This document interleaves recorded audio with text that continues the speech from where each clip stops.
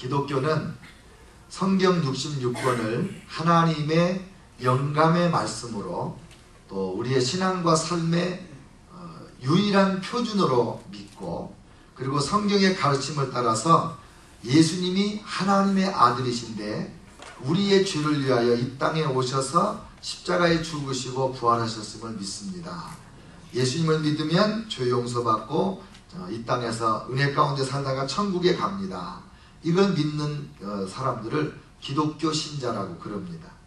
그런데 이렇게 똑같이 성경을 하나님의 말씀으로 믿고 기독교라고 하는 교회가, 교파가 여러 개가 있잖아요. 우리 성결교회도 있고 장로교회, 감리교회, 침례교회, 순복음교회, 여러 교파가 있고, 또 이제 기독교 개신교라고 하지 않고 이제 구교라고 하는 천주교도 성경을 믿는 기독교의 범주 안에 크게 보면 같이 들어갑니다. 근데 문제는 뭐냐면 예수 믿어 구원받는 이 복음의 진리를 똑같이 믿으면서도 성경의 가르침에 대해서 여러 부분에서 서로 달리 믿는 게 되게 많아요. 그 중에 가장 심각한 이 의견 불일치가 있는 부분이 성령의 은사에 대한 부분입니다. 우리는 이 성령의 은사가 성경에 나와 있는 그 가지수로는, 신약 성경에 나와 있는 성령의 은사 가지수가 19가지거든요. 그런데 어떤 입장에서는 9가지다, 어떤 입장에서는 18가지다, 어떤 입장은 20가지, 30가지다, 그렇게 말하는 입장이 있고, 또 원래 성경에는 18가지가 있었지만은 오늘날 우리 교회가 믿고 활용할 수 있는 것은 9가지밖에 없다, 12가지밖에 없다, 이런 입장이 너무나 다양합니다.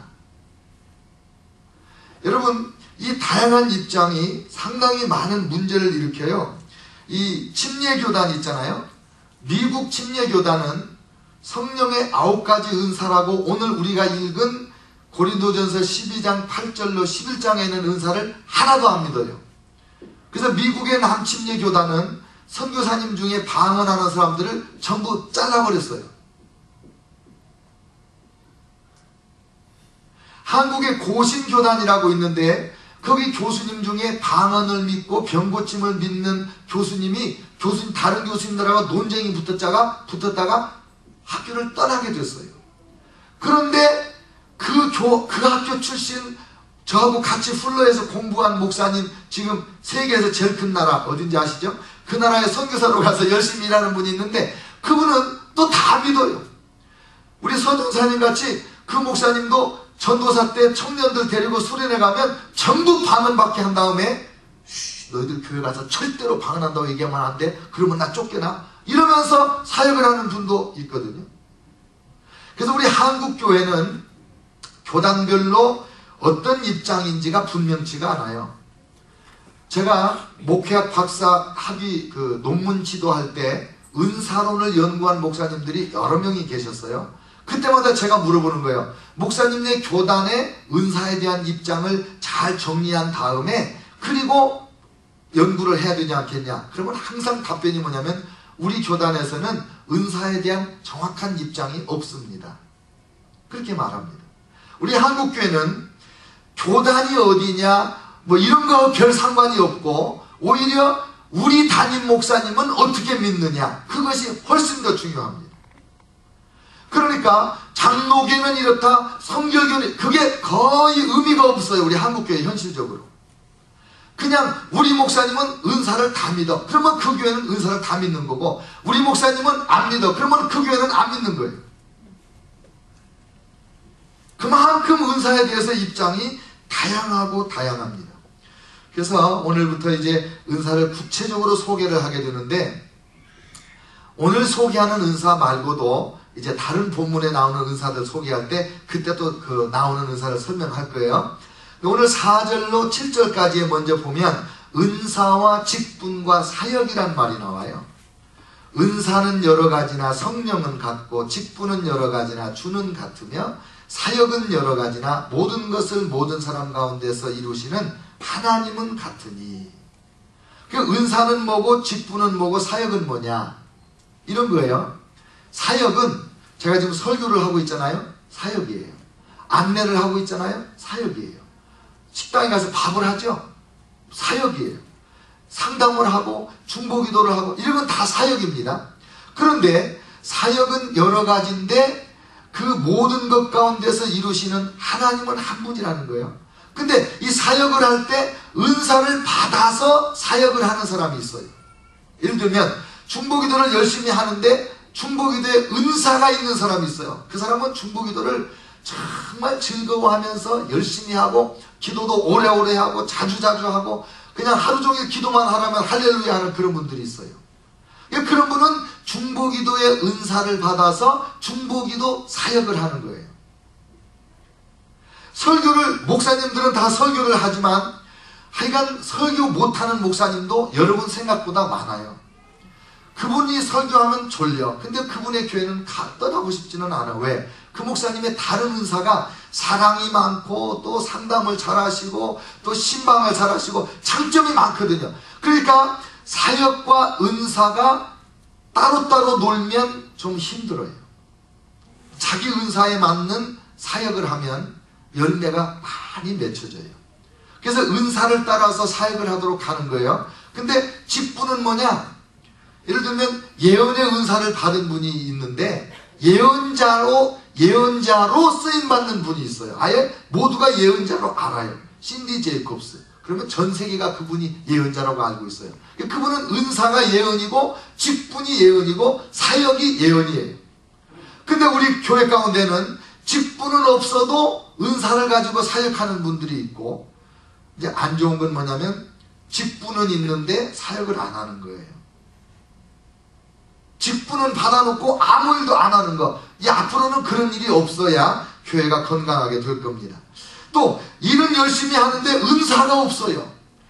제가 전에도 얘기했더니 아주 배꼽을 쥐고 웃고 그러던데, 제가 선교할 때 저희 교회 장로님이 한 분 계셨어요.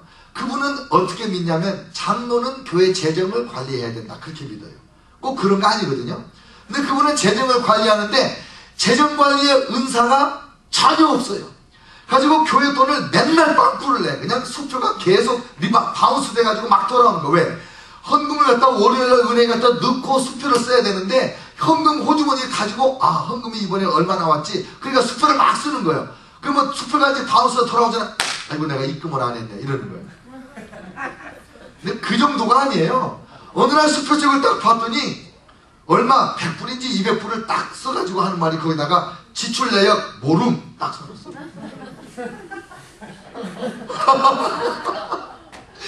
지출 내역도 모르는데 수표를 가져갔어요. 그래서 내가 장로님 이게 뭐예요? 그랬더니 내가 교회를 위해서 분명히 돈을 쓴 건 틀림없거든요. 근데 어디다 썼는지를 모르겠어요. 그래서 지출 내역 모름 딱 써놨어요.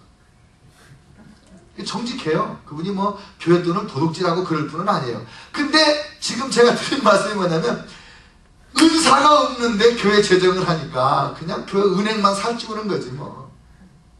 한 번은 바운스가 나서 수표를 새로 끊어갔는데 정리하다 보니까 바운스나 수표가 있거든.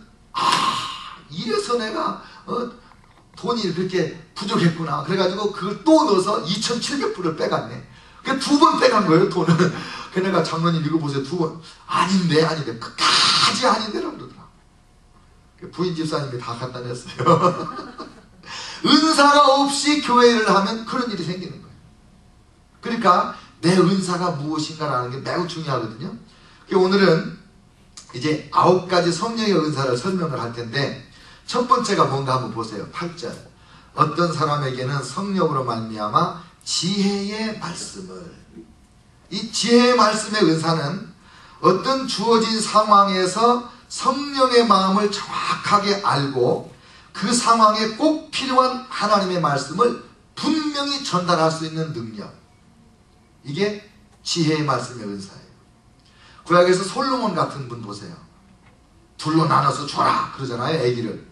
그때 벌써 성령님이 그렇게 한다는 걸 알았고, 그렇게 하면 어떤 반응이 나와서 진짜 엄마가 누구란 걸 안 거예요. 그래서 성령 받았던, 성령 충만했던 왕 솔로몬이 그렇게 해서 하나님의 지혜로 판단을 하는 거죠.